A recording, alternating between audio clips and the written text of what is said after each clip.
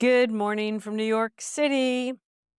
I'm contemplating today what it means to live my life out loud and to change my mind a lot, which is something that I do. I say one thing and I do another, or I say something and then I change my mind.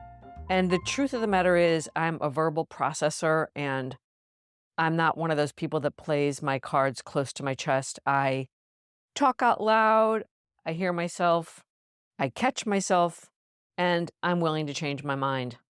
And sometimes I feel embarrassed about it, and sometimes I realize I catch people off guard, or maybe some time has passed and they're like, "Oh, wait, I thought you said that." And yes, it can be embarrassing, but that's just who I am. And I've always been that way. And I happened to stumble into a reading from the Book of Awakening by Mark Nepo. This is a book I quote often because I love it. And the reading today is called Breaking Patterns. And the quote is by Walt Whitman. And it says, "If I contradict myself, I contradict myself. I contain multitudes." The reason I bring this up today is because I realize that we create patterns in our life and ways of showing up that others depend on. And I think it's only normal to be aware of your loved ones and to think about or perhaps over anticipate what their reaction may be when you change things up or show up with new ideas or things you want to try on for size. It's a really great muscle to flex. Better said, perhaps something you're modeling for your children when you have the courage to try something new or to say, "I don't feel like doing that anymore," or "I'm going to take a break from X," whatever that may be. In this particular reading, Mark Nepo says this: "We grow and change, and then to stay vital, we must break the patterns we created. It is commonplace in nature, and you'll see that happen daily." Here's the part I like.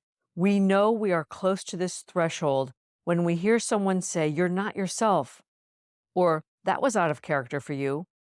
What is difficult at this juncture is to resist either complying with how others see us or withholding who we really are.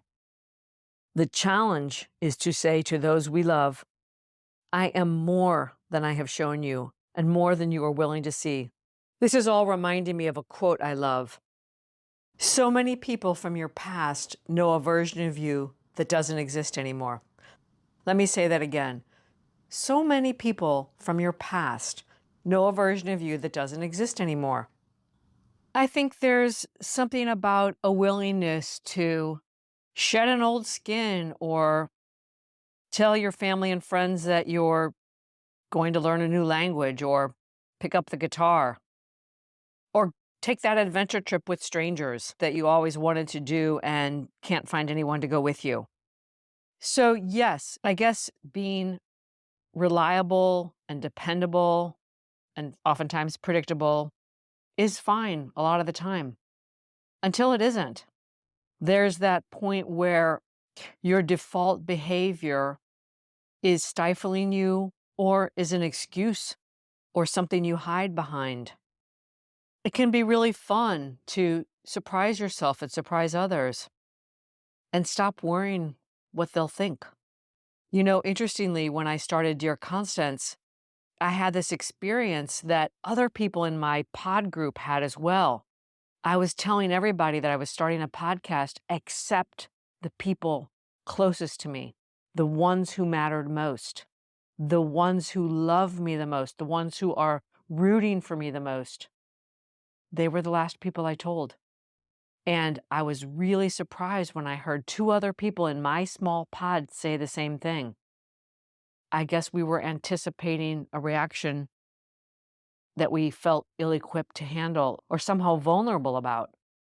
Speaking for myself, the reaction that I got from my best friend Marion and other people really close to me was the very energetic fuel I needed to step into this new thing that I was trying for the first time. It was the very heartwarming and encouraging and loving thing I most needed. We are multitudes, as Walt Whitman says. What is that thing that you might want to try? Gardening, cooking, hiking, taking a trip. Here's what I'll say from my own experience, and I think I've said it before. I have derived a lot of satisfaction from being around people that are working on things that are similar to what I'm doing. There's a camaraderie and kinship and support that is really fulfilling and fun.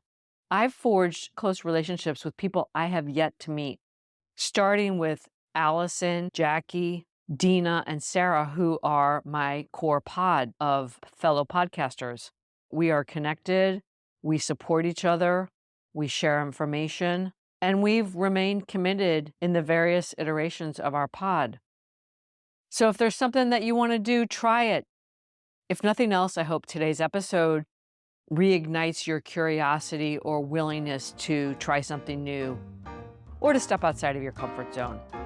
I'll leave you with that. Until next time, from my heart to yours.